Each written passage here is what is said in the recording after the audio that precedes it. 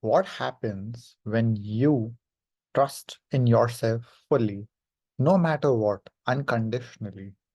Such a deep, infinite trust that you can navigate everything that comes your way in life. Every single thing, always, all the time. What gets unlocked when you live from that place, from that identity that you trust yourself completely? There's a lot of talk about fear and courage. How even if you're afraid, you do it anyways with courage, right? Courage is when you move through your fear and do it anyways. But just based on that, we can see that courage is still rooted in fear. You're still overcoming fear because your mindset is still about what's going to go wrong, what's the bad thing that's going to happen, what pain or discomfort am I going to experience. It's focusing on the fear and overcoming the fear. That is what is courage. What I want to talk about today is the other side of the spectrum, which is a spectrum. It's not like it's disconnected. But the other side of the spectrum is confidence and trust, which is the closest we can get to what we call fearlessness. Confidence and trust is fearlessness because you're not even thinking about what's going to go wrong and if I will get through this or not, or what pain or anything will happen. Your focus is not on any of that. When you have complete trust in yourself, you just go do the thing.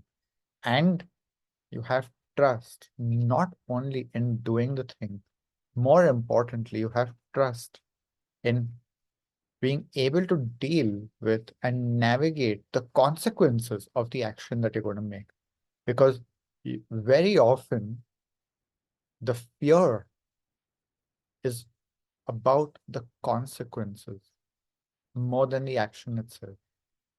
If I go and ask that person for a date, if I go and ask that lady or that man for a date, it's not just that action, but it's the humiliation, the rejection, and the pain that comes after that. The fear is, will I be able to deal with that? Can I go through that? Is to realize that the fear is about the consequences many times, and the trust that you create in yourself is not only about doing the action, but about being able to deal with whatever comes from it.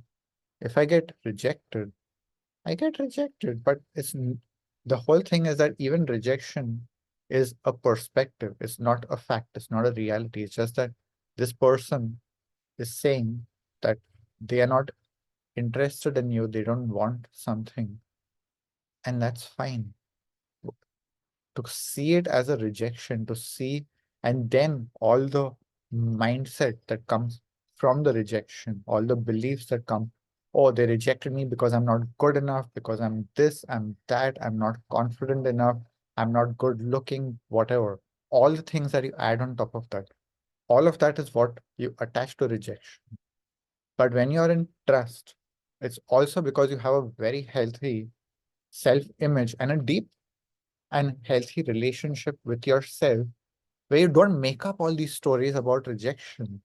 If someone says no to you, it's fine. That's it. That's it. It may hurt because you really like the person, you're interested in them, you want to be with them. The pain is about that rather than being rejected. The pain is about not being able to experience that thing which you wanted to experience, which is very normal. But if you focus on that, that moves very quickly and you realize that you can deal with that. It's not pleasant, it's not something you desired, but it is something you can deal with.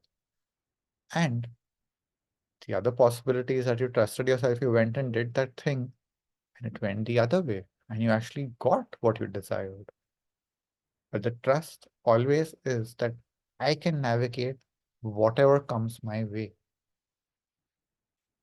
What gets unlocked, what becomes available to you when you live your life from trust. And trust is what? creates confidence. When you are constantly in the feeling and the knowing, not just telling yourself mentally. So when I'm talking about confidence, I'm not talking about this self hypnosis or just affirmations. I can do this. I got this. I'm great. It's not just a mental story. It's a deep knowing in yourself. It's that deep relationship to yourself of knowing that you are awesome, that you are resourceful, that you are capable, that you can deal with life. Whatever life is bringing to you, you can deal with it. When you're in that, you can actually deal with life because you're just focusing on life and whatever life is presenting. When you're in fear, you're using a lot of your energy to tell yourself you can't do it. And all of that energy gets depleted, and it depletes you even more because then you have physical reactions to it. You have a lot of resistance coming, and all of that energy takes away from actually dealing with the thing. And then you can't deal with the thing. So it becomes a self-fulfilling prophecy. And that is the identity of the fearful person, is that they keep hypnotizing themselves, telling themselves, or you keep hypnotizing yourself, telling yourself, I can't do it. I'm not good at this. I'm too afraid. It won't work out. You use all your energy in that, it's never going to work out. It's true, it's a fact. The fearful you cannot make it work. So stop trying to fix that version of you. Stop trying to make it do things it doesn't really want to do. You have another version of you. That is the trusting you. It gets activated again by what you say to yourself. When you say to yourself, I trust in myself, I know I can do this, and you feel that within you, I know I can do this. I have power. I and I can feel the confidence arising when I say this. I have resources, I have support. If I just look for it, if I connect with it, I have it. And the more you practice being in the self, it just becomes automatic and you become the self and you're living from this place all the time. You become the trusting version of you instead of being rooted in the identity and being the fearful version of you. That's the only difference is you activate the right version of you to go through life. So I said it's the closest we can get to fearlessness because here's the difference is that it's not that fear doesn't come anymore when you're in trust. Fear comes, but you don't identify with it. You don't become the fearful you. You don't become the fearful version of you. You don't look at life from the lens of fear. Fear comes, you feel it, and then you know you're in that trust identity. You're in that trust version, and you say, you know what? I know I can go through this. I know I can deal with whatever comes after this. And I know I will see myself on the other side. So I'll just do it. Instead of wasting a single drop of energy indulging in the fear and telling myself I cannot do it, I listen to the fear. I ask it, is there something in me that is really unprepared? Is there something I need to learn or develop or prepare before I go do this thing?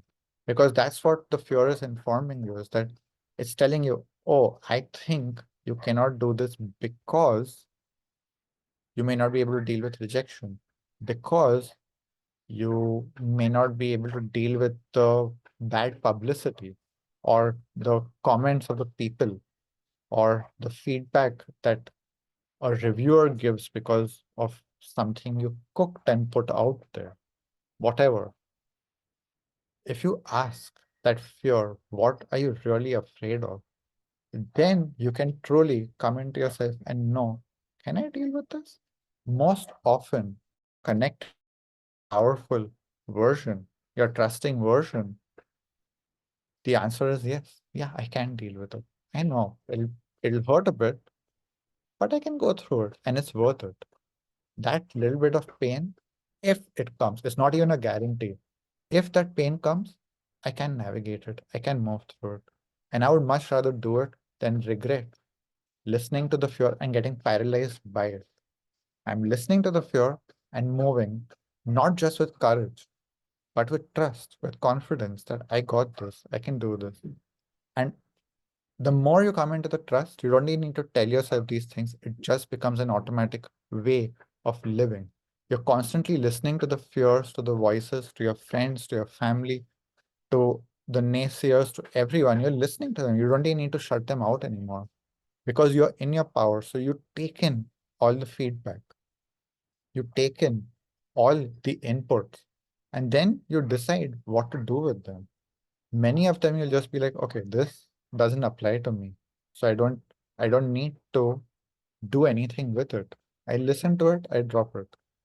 Slowly you'll even start tuning yourself to listen to exactly the right things. And you become more and more efficient when you're operating from this version of you.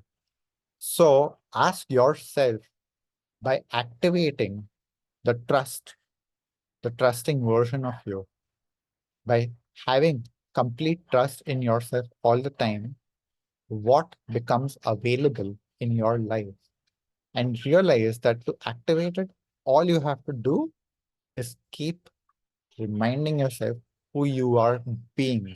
Ask yourself, who am I being now? Am I being my fearful version? Am I trying to muster up courage from the fearful version? Or am I activating and being my trusting, confident, powerful version? Let me know your feedback in the comments after you practice this. And if you have any questions, drop it in the chat. If you want to practice this with a group of people, I've created a space which is called Panda Land, where we practice all of these spiritual mastery techniques while having fun, while celebrating each other, while celebrating ourselves. And it's a great space. It's a small space with a lot of action going on. So if you are interested in practicing this with a group of other people for free, come join Pandaland. The link is in the description, and I look forward to seeing you there. Thank you for watching.